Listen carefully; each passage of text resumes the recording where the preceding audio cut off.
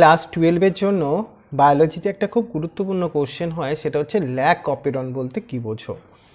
তোমরা ল্যাক অপেরনের কথা যখনই শুনছো, ল্যাক মানে কথাটার মানে ল্যাকটোজকে বোঝানো হচ্ছে।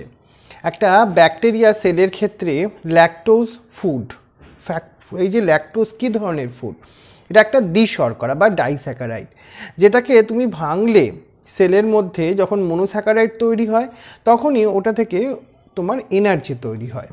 তাহলে ব্যাকটেরিয়াকে ল্যাকটোজকে মেটাবলিজম বা ব্রেকডাউন করাতেই হবে। কি করে করাবে? তার জন্য আসে উৎসেচক।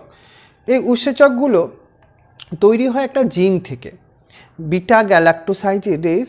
বিটা গ্যালাক্টোসাইডেস হচ্ছে সেই উৎসেচকটার নাম, যেটা এই ল্যাকটোজকে মেটাবলিজম করতে সহায়তা করে। কিন্তু ব্যাকটেরিয়া যদি ল্যাকটোজ না খায়, তাহলে কি ল্যাকটোজের জন্য ভাঙবার জন্য বিটা গ্যালাক্টোসাইডেস উৎসেচকের দরকার আছে? অ্যান্সারটা হচ্ছে না, দরকার নেই। তাহলে ল্যাক অপেরন এই সিস্টেমটাকে আমরা দুটোভাবে বর্ণনা করতে পারি।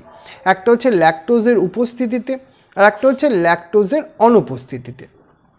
তাহলে প্রথমে আমি তোমাকে ল্যাকটোজের অনুপস্থিতিতেই বলি। ল্যাকটোজ যখন দিইনি আমরা ব্যাকটেরিয়াকে খাদ্য, তখন তাহলে বিটা গ্যালাক্টোসাইডেস উৎসেচক তৈরি করবার দরকার নেই। তাহলে ল্যাকটোজের অনুপস্থিতিতে ল্যাক অপেরন জিনের মধ্যে একটা রেগুলেটরি জিন আছে, স্মল আই জিন যাকে বলে। এখান থেকে না একটা প্রোটিন তৈরি হয়, রেগুলেটরি প্রোটিন। ও গিয়ে কি করে, প্রোমোটার আর অপারেটর ওই জায়গাটা গিয়ে ব্লক করে দেয়। ব্লক করলে কি হবে? আরএনএ পলিমারেজ বলে উৎসেচক আর ওখানে বাইন্ড করতে পারবে না, ট্রান্সক্রিপশন হবে না, ট্রান্সলেশন হবে না, আর বিটা গ্যালাক্টোসাইডেস উৎসেচকও তৈরি হবে না। সো আদার উৎসেচকগুলোও আর তৈরি হবে না।